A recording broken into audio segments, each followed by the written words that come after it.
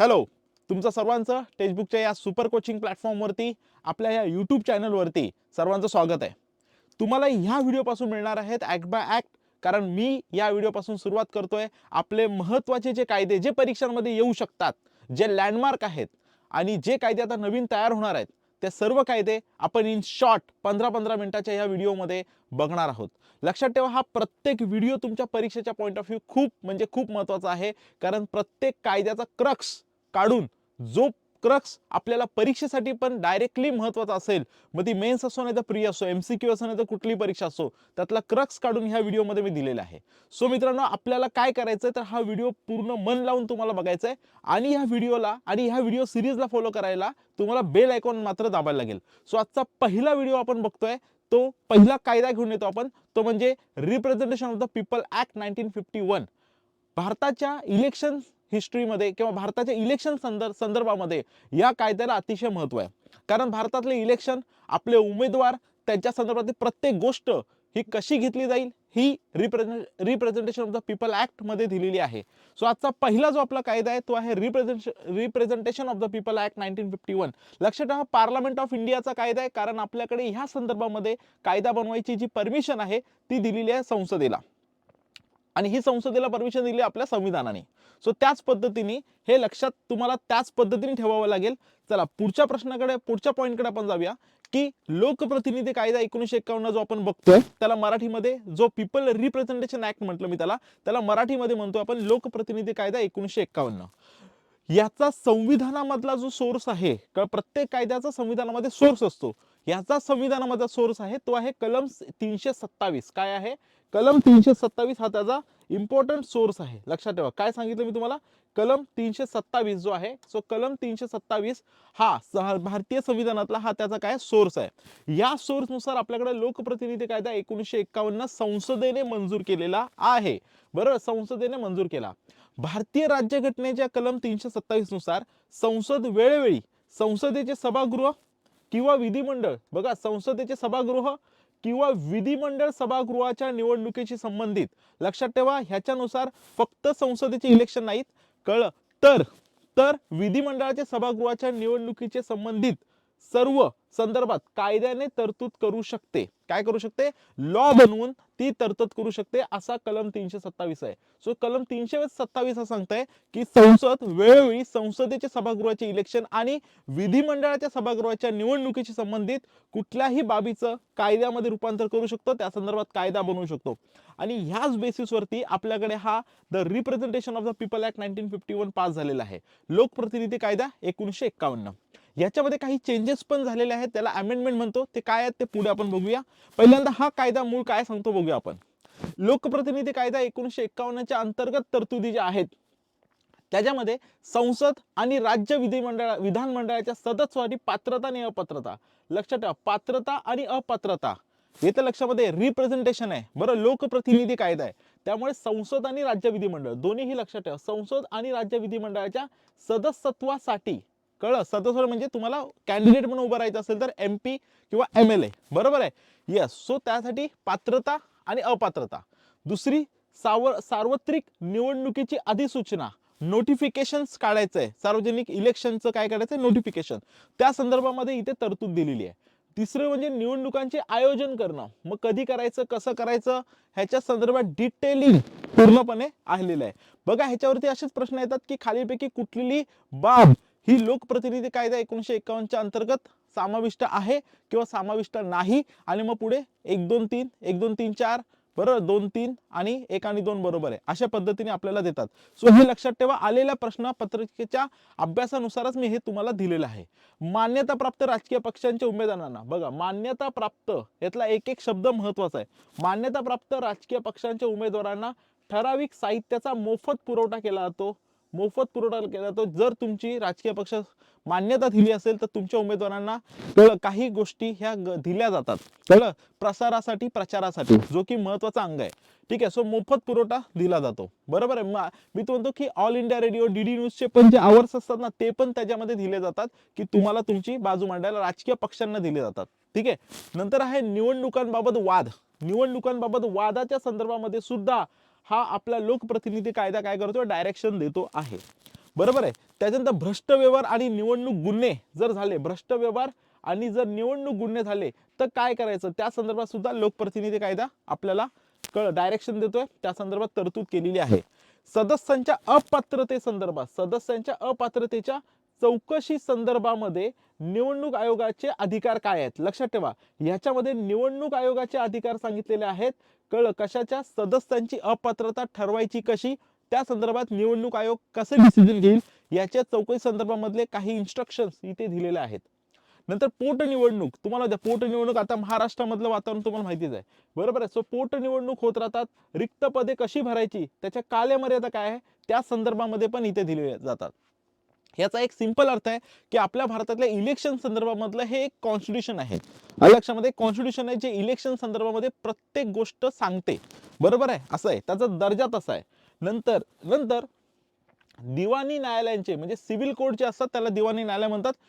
दिवाणी न्यायालयांचे अधिकार क्षेत्र वगळता निवडणुकाशी संबंधित विविध तरतुदी आपल्याला दिलेल्या आहेत. निवडणुकीच्या संदर्भामध्ये विविध तरतुदी, ठीक आहे. सो हे पॉइंट लक्षात ठेवा.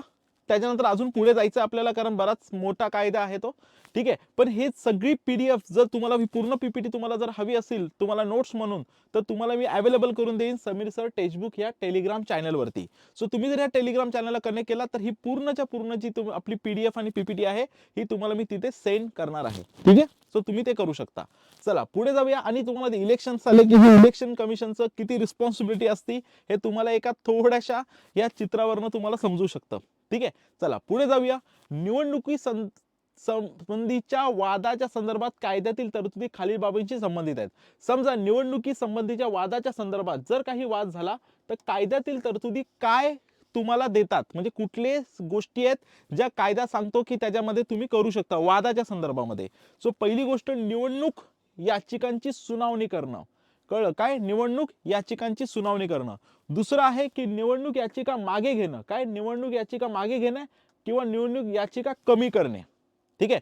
तिसरं आहे उच्च न्यायालयात निवडणूक याचिकांचे सादरीकरण.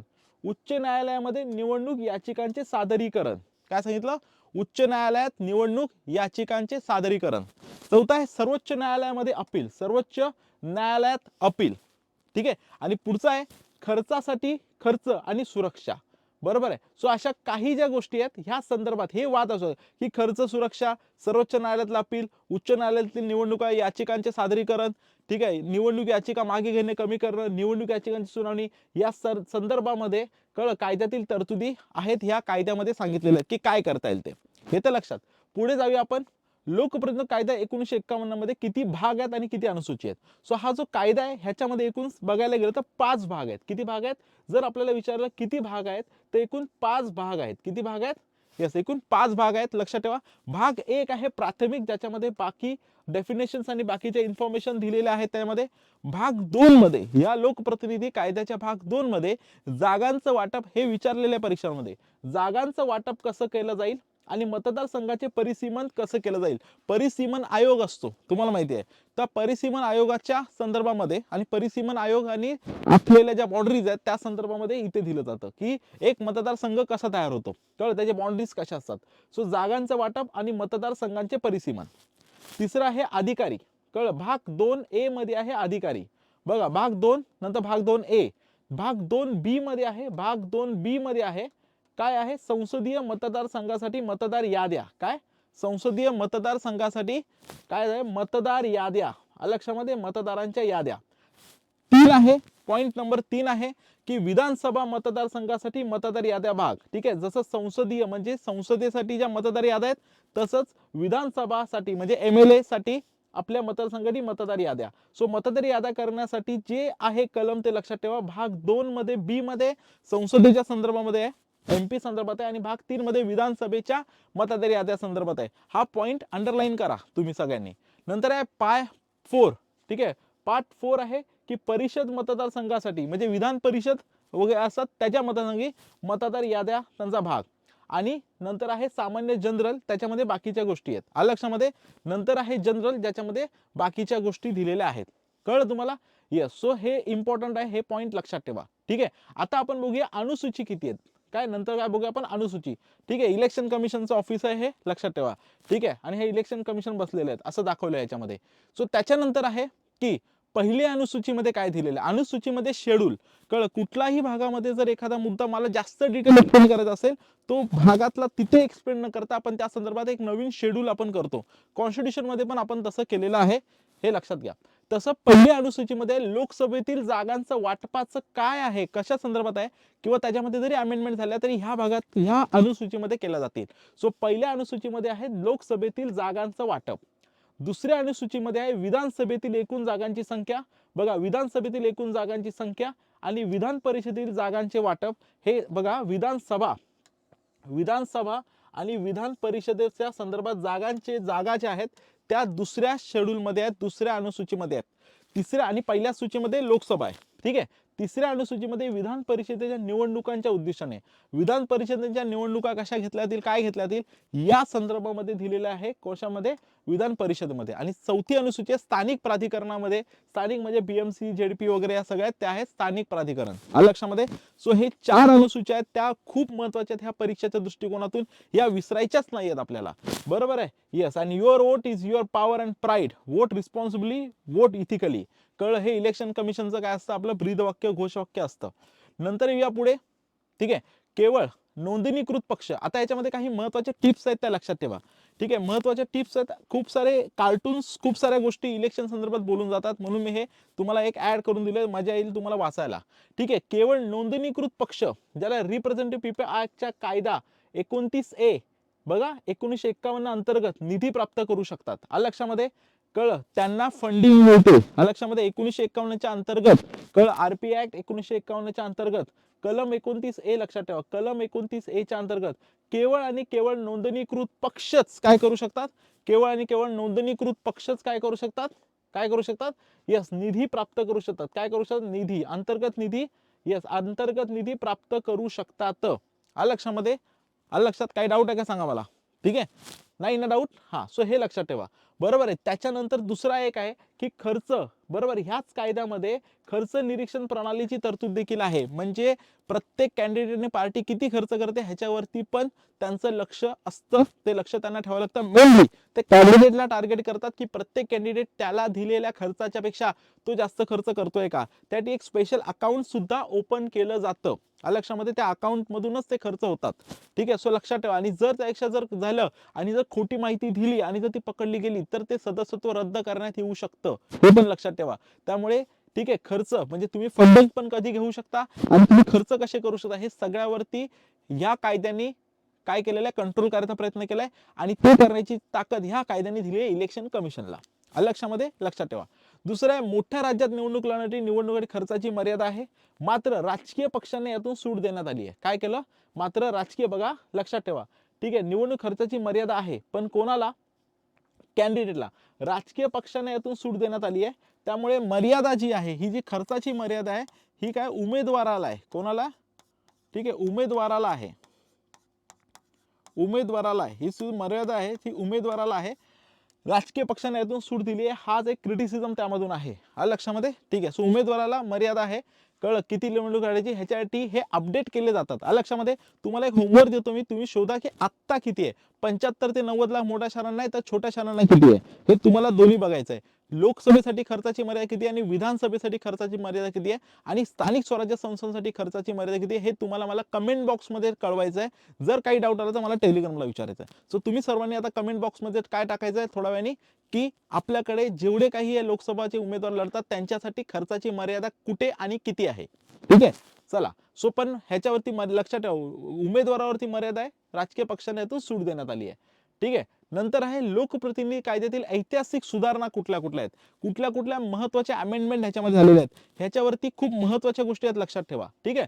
लोकप्रतिनिधी सुधारणा कायदा, सुधारणा म्हणजे अमेंडमेंट, ठीक आहे. सो अमेंडमेंट झालेल्या त्यातली, सो ही पहिली अमेंडमेंट 1966 ची, निवडणूक न्यायाधिकरण रद्द केले गेले. बघा काय काय केलं गेलं इथे लक्षात ठेवा, ठीक आहे. ह्या कायद्याने काय काय केलं गेलं, पहिली गोष्ट म्हणजे निवडणूक ट्रिब्युनल, इलेक्शन ट्रिब्युनल रद्द केलं गेलं. नंतर निवडणूक याचिका, बरोबर आहे, निवडणूक याचिका काय केल्या, यस निवडणूक याचिका काय केल्या, यस निवडणूक याचिका भारताच्या उच्च न्यायालयाकडे हस्तांतरित केल्या गेल्या. काय केल्या गेल्या, निवडणूक याचिका भारताच्या, यस हस्तांतरित केल्या गेल्या, निवडणुकीच्या भारताच्या उच्च न्यायालयांकडे हस्तांतरित केल्या गेल्या. 1951च्या कायद्याच्या कलम 137, लक्षात ठेवा कलम 137 संविधानातला नाहीये, 1951च्या कायद्याचं आहे, बरोबर आहे. ते हटवलं गेलं, कळलं, हे कलम काढलं गेलं. काय केलं गेलं? काढलं गेलं. आणि भारताच्या सर्वोच्च न्यायालयाने राष्ट्रपती आणि उपराष्ट्रपती निवडणूक संबंधित विवादांशी थेट सुनावणी केली. कळलं, म्हणजे राष्ट्रपती उपराष्ट्रपतीच्या इलेक्शन संदर्भामध्ये डायरेक्टली कोणाकडे दिला पावर्स दिल्या, कोणाकडे पॉवर दिला? सुप्रीम कोर्टाकडे डायरेक्टली त्याच्या पॉवर दिल्या गेल्या. कळलं, कलम 137 हटवलं आणि राष्ट्रपती आणि उपराष्ट्रपती निवडणुका संदर्भात कुठलेही वाद हे डायरेक्टली सुप्रीम कोर्टाकडेच दिले गेले. आलं लक्षामध्ये? ठीक आहे. नंतर निवडणूक न्यायाधिकरण रद्द केलं आणि निवडणूक याचिका कुठे गेल्या? भारताच्या उच्च न्यायालयाकडे, म्हणजे ट्रिब्युनल हटवून हायकोर्टाकडे त्या दिल्या गेल्या. कळलं तुम्हाला? ठीक आहे. सो हा महत्वाचा आहे, हा कायदा, हा जी अमेंडमेंट आहे ही अमेंडमेंट महत्वाची आहे. 1966च्या अमेंडमेंटनी काय बदल केले 1951च्या कायद्यामध्ये. नंतर आहे लोकप्रतिनिधी कायदा 1988 ने काय केलं, यामध्ये जो पार्ट 2 होता, 2 मध्ये कळलं, 2 मध्ये काय केलं, पार्ट 2 मध्ये आरपीए कायदा 1950 मध्ये, कळलं, 1951च्या अगोदर 1950 चा कायदा होता, तो का रद्द केला हे मी तुम्हाला पुढे सांगतो. पण 1950 मध्ये सुधारणा समाविष्ट आहेत. कलम 30CC देखील समाविष्ट केले गेलं, ज्यामध्ये अधिकारी किंवा कर्मचारी ज्या कालावधीत काम करत आहेत त्या कालावधीसाठी निवडणूक आयोगाकडे प्रतिनियुक्तीवरती असतील. लक्षामध्ये? येस, त्यांच्याकडे प्रतिनियुक्तीवरती असतील आणि निवडणूक आयोगाच्या नियंत्रण, देखरेख आणि शिस्तीच्या अधीन राहतील ते. लक्षामध्ये? जेव्हा इलेक्शन लागतात तेव्हा सरकारचे काही अधिकारी हे अपॉइंट होतात इलेक्शन कमिशनकडे आणि त्यावेळेला ते इलेक्शन कमिशन साठीच काम करतात, हे आहे ते, बरोबर आहे. याच्यानंतर booth capturing, electronic voting machines, EVM मुळे मतदान पुढे ढकलणं किंवा रद्द करणं या प्रक्रियांचं काय करायचं हे सर्व या कायद्यात सुधारणा अमेंडमेंट, कारण ते भूत चोरून जाणं, ईव्हीएम मध्ये गडबड करणं अशा गोष्टी झाल्या तर काय करायचं हे सगळं तुम्हाला 1988च्या कायद्यामध्ये तुम्हाला दिसून येतं, ह्या अमेंडमेंट मध्ये दिसून येतं. नंतर आहे लोकप्रतिनिधी सुधारणा कायदा 2002 नी काय केलं? सो लोकप्रतिनिधी सुधारणा कायदा 2002 नी मतदारांना माहितीचा कायदेशीर प्रवेश दिला. काय दिला? सगळ्यात महत्त्वाचं लक्षात ठेवा, माहितीचा अधिकार, माहितीचा कायदेशीर अधिकार दिला. माहितीचा कायदेशीर म्हणजे ह्यानी आरटीआय आणला, राईट टू इन्फॉर्मेशन.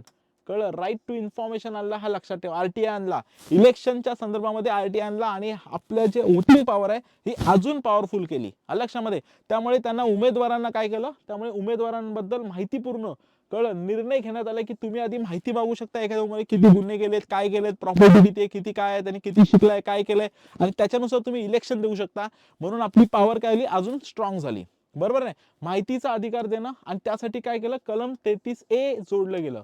हे इम्पॉर्टंट आहे, कलम 33A ह्या कायद्याने सो ह्या 2002च्या कायद्याने काय केलं, कलम 33A त्यामध्ये ऍड केलं.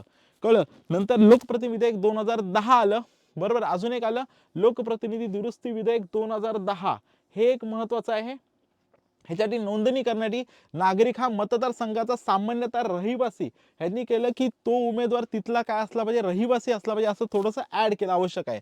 सुधारणा कायदा भारतीय रहिवासी परदेशात काम, बरोबर आहे. हा लक्षामध्ये? शाळा किंवा इतर जबाबदारीमुळे म्हणजे जे एनआरआय आहे तो एनआरआय ला राईट दिला, एनआरआय वोटिंग राईट. लक्षामध्ये? येस, एनआरआय ला वोटिंग राईट दिला. काय दिला? येस, एनआरआय ला वोटिंग राईट दिला, हे लक्षात ठेवा. ठीक आहे, एनआरआय ला काय दिला, वोटिंग राईट दिला, हे इम्पॉर्टंट आहे. ठीक आहे, हे विसरू नका. आता 1950 चा, बरोबर, हे महत्वाचे झाले. आता आपण 1950 चा लोकप्रतिनिधी कायदा जो होता, 1950 चा लोकप्रतिनिधी कायदा होता त्या संदर्भात बघूया. सो 1950 च्या लोकप्रतिनिधी कायद्यामध्ये कळलं फक्त लोकसभेच्या आणि राज्य विधानसभेच्या, इथे लक्षात आहे हा लिमिटेड कायदा होता, हा जो कायदा होता हा लिमिटेड कायदा होता. ठीक आहे, लोक कायद्यामध्ये फक्त लोकसभेच्या आणि राज्यांच्या विधानसभांच्या निवडणुकांसाठी जागांचं वितरण आणि मतदारसंघाचं वितरण एवढंच होतं. आणि दुसरी गोष्ट म्हणजे बघा, मतदारांच्या आवश्यकता आणि मतदार यादी तयार करणे यावर लक्ष दिलं. सो मतदार यादी तयार करणे आलं लक्षामध्ये. नंतर जागांचं वितरण 2, कळलं, लोकसभा आणि विधानसभांच्या जागांचं वितरण, मतदारसंघाचं वितरण, कळलं, मतदारसंघाचं वितरण आणि मतदार यादी तयार करणं, याच्या पलीकडे ह्याच्यामध्ये काहीही नव्हतं. कळलं, एवढ्याच गोष्टी होत्या. फक्त काय, जागांचं वाटप, मतदारसंघाचं वाटप म्हणजे मतदारसंघाच्या बाउंड्रीज करणं, जागांचं वाटप करणं लोकसभा विधानसभाच्या आणि मतदार यादी तयार करणं, ह्या 3 कामांशिवाय ह्या 1950च्या लोकप्रतिनिधीमध्ये बाकी काहीही नव्हतं. त्यामुळे तो फार लिमिटेड होता. निवडणुकांसंबंधी सर्व तरतुदींचा समावेश नव्हता. तरतुदींचा समावेश नव्हता, सर्व तरतुदींचा समावेश नव्हता आणि म्हणून संसदेने PRA ऍक्ट 1951 पास झाला आणि म्हणून आपण जो अभ्यास करतो ते 1951च्या कायद्याचा अभ्यास करतो, लक्षात ठेवा. ठीक आहे. आता तुम्हाला मी अजून एक प्रश्न विचारणार आहे, हे कळलं असेल तर, की तुम्ही मला सांगायचं की हा जो नोटा आहे, नोटा हा आपण कधी आणला, कळलं, हा कोणत्या वर्षी आणला, हा तुम्हाला होमवर्क आहे. ठीक आहे. कोणत्या वर्षी तुम्हाला मला वर्ष सांगायचं आहे. ठीक आहे. ओके. आणि आतापर्यंत FAQ म्हणजे फ्रिक्वेंटली आस्क्ड क्वेश्चन्स काय आलेले आहेत हे बघू आपण. ठीक आहे. सो त्यांनी असं लोकप्रतिनिधी कायदा 1951चा अर्थ काय आहे, लोकप्रतिनिधी कायदा केव्हा पास झाला, लोकप्रतिनिधी कायदा 1951 मध्ये एखाद्या व्यक्तीला अपात्रता ठरवण्याचं कारण काय, हा लक्षामध्ये असे अनेक मुद्दे याच्यावरती येतात. सो हे जे FAQs आहेत हे तुम्ही सोडवायचे. हा तुमच्यासाठी मी दिलेला आहे, होमवर्क दिलेला आहे, बरोबर. आणि तुम्हाला मी काय सांगितलं की नोटाच्या संदर्भामध्ये मला तुम्ही सांगायचं की कुठल्या वर्षी नोटा आला आणि नोटा काय आहे ते. ठीक आहे. सो हा होमवर्क आहे, हा तुम्हाला सोडवायचा आहे आणि मला तुम्हाला टेलिग्रामला कळवायचं आहे. ठीक आहे. सो थँक्यू सो मच विद्यार्थी मित्रांनो. आता जर तुम्हाला ही PDF हवी असेल तर तुम्ही काय करू शकता, मला टेलिग्राम ग्रुपला कनेक्ट करू शकता. आपल्या ह्या टेलिग्राम ग्रुपला हा स्कॅन करू शकता तुम्ही. तुम्हाला इथे PDF माझ्या सेशनच्या डिस्कशन, YTच्या लाईव्ह सेशनच्या लिंक तुम्ही मला इथे डायरेक्टली डिस्कस करू शकता आणि काही प्रश्न पण विचारू शकता. ठीक आहे. सो लवकर ह्याला स्क्रीनशॉट करा, स्कॅन करा आणि लाईक करा या व्हिडिओला, या चॅनलला सबस्क्राईब करा आणि बेल आयकॉन दाबायला मात्र विसरू नका. Thank you so much. Thank you so much.